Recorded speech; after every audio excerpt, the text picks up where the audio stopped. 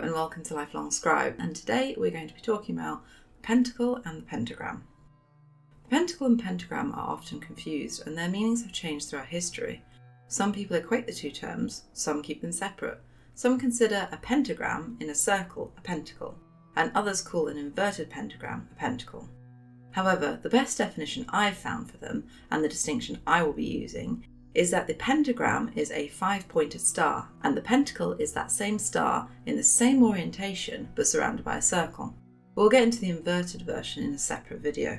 So with that definition being settled, we can now move on to asking questions such as where did these symbols come from and what do they mean? Let's begin with looking at the pentacle. This is probably the one people are most familiar with, as this symbol has become very well known thanks to Wicca, neo-paganism and modern witchcraft.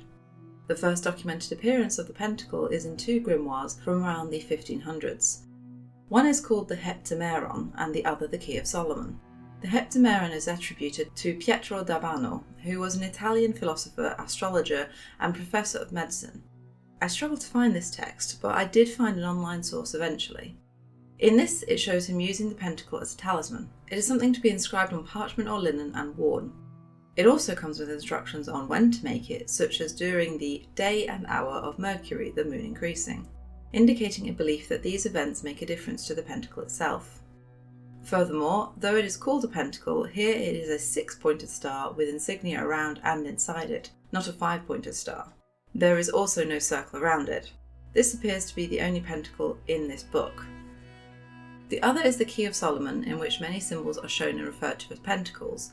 However, they are rarely even stars, let alone 5-pointed stars. They vary widely in design and content, though most are variations of a drawing inside a circle.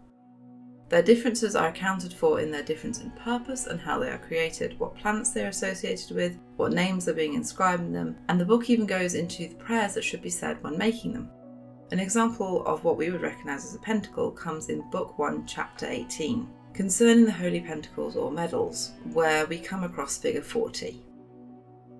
However, it is important to note that the Key of Solomon is a text falsely attributed to King Solomon. As such, its origins are somewhat suspect, but probably dates back to around the 14th or 15th centuries during the Italian Renaissance.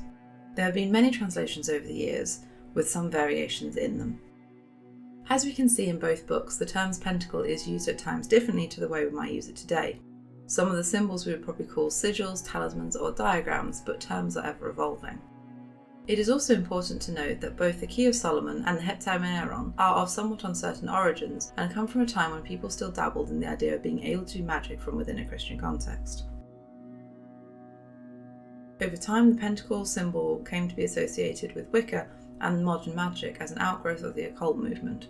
It is possible that this happened via the Rider-Waite-Smith tarot deck, which was published in 1909 and then picked up by Gardner when he created Wicca, and from there it became much more well known to the wider public. So that's the pentacle, but what of the pentagram? From what I could find, it has an even longer history than the pentacle. The name comes from the Greek word pentagrammon, from pente, 5, and gramme, line.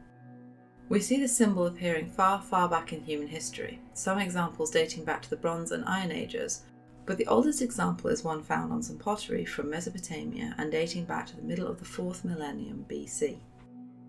With such an old symbol, its meaning has to be figured out in the context of things like placement, surrounding imagery, frequency, etc.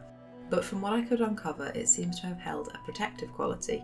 At times it was associated with warriors appearing on their shields. At others, it seems to have been considered able to ward off evil or been used as a good luck charm placed near house doors and windows.